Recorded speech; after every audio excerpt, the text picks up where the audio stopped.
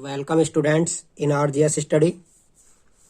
दोस्तों, आज से हम प्रश्नावली 10.1 शुरू कर रहे हैं। इस पाठ का नाम सदिश बीजगणित है, जिसे कि वेक्टर अलजेब्रा कहते हैं।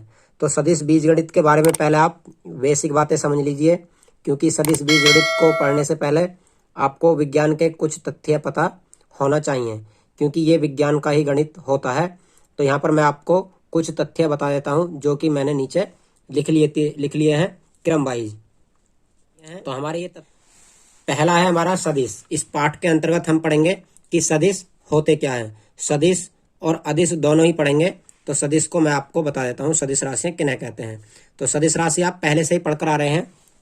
ऐसी राशियां जिन्हें व्यक्त करने के लिए परिमाण के साथ साथ दिशा की आवश्यकता होती है, सदिश राशियां कहलाती हैं।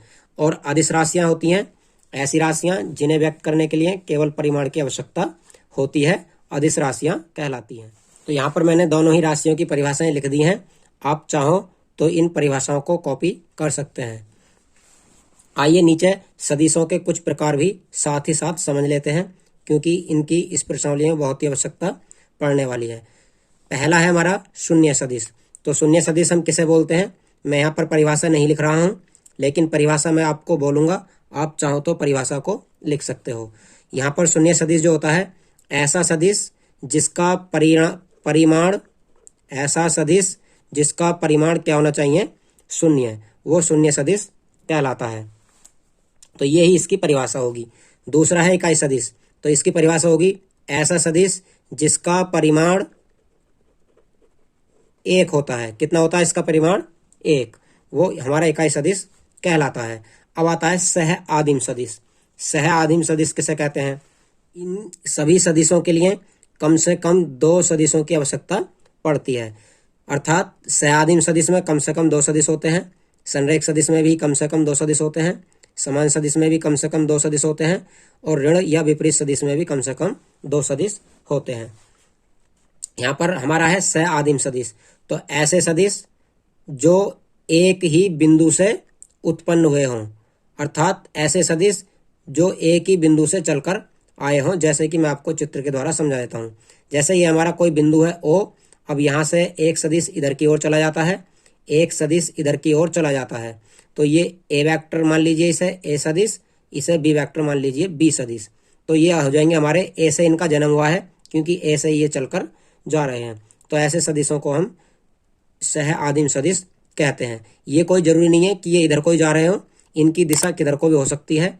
जैसे कि एक इधर जाए और एक इधर जाए, तो इनमें कोई प्रॉब्लम नहीं होगी, दिशा किधर को भी हो। लेकिन हमें देखना यह है कि वो एक ही बिंदु से चलकर आए हों, इस प्रकार से। आगे आता है संरेख सदिश। तो संरेख सदिश उन्हें कहते हैं जो दो सदिश समांतर होते हैं। जैसे कि ये मैंने दो लाइनें खींच दी हैं, अब ये दोनों लाइनें ही एक दूसरे के समांतर हैं। अब इसमें मान लेते हैं एक सदिश इधर को हो सकता है, एक सदिश इधर को भी हो सकता है, मतलब दिशाएं दोनों की विपरीत। दूसरा ये भी हो सकता है कि दोनों की ही दिशाएं एक ही तरफ को हों। तो इन सदिशों को हम संरेख सदिश कहते हैं। अर्थात दो समांतर सदिशों को संरेख सदिश कहते हैं। ये इसकी परिभाषा होगी। आगे आता है समान सदिश। समान सदिश में क्या आता है, ऐसे दो संरेख सदिश जिनका परिमाण समान होता है, समान सदिश कहलाते हैं। दोबारा सुनिए, ऐसे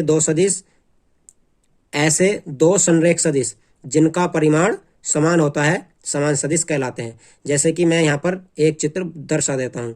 देखिए, इसमें ये दोनों ही सदिश संरेख हैं और इन दोनों का परिमाण आपस में समान है, मतलब दोनों की लंबाइयां मैंने समान बनाई हैं।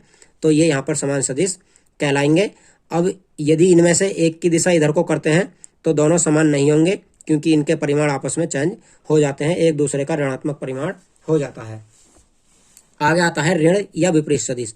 तो इन्हीं में से यदि आप एक का दिशा पीछे, एक का दिशा आगे कर देते हैं, अर्थात एक का बाणाग्र इधर की ओर को, एक का बाणाग्र आगे की ओर को कर देते हैं, तो यही सदिश हमारे दोनों ऋण सदिश बन जाते हैं। तो ये थी इस पाठ के बारे में कुछ परिभाषाएं। यदि आपको ये परिभाषाएं समझ आई हैं तो कृपया चैनल को सब्सक्राइब करें, वीडियो को लाइक करें, शेयर करें, और नेक्स्ट वीडियो प्राप्त करने के लिए बेल आइकन को प्रेस करना ना भूलें। जय हिंद, जय भारत।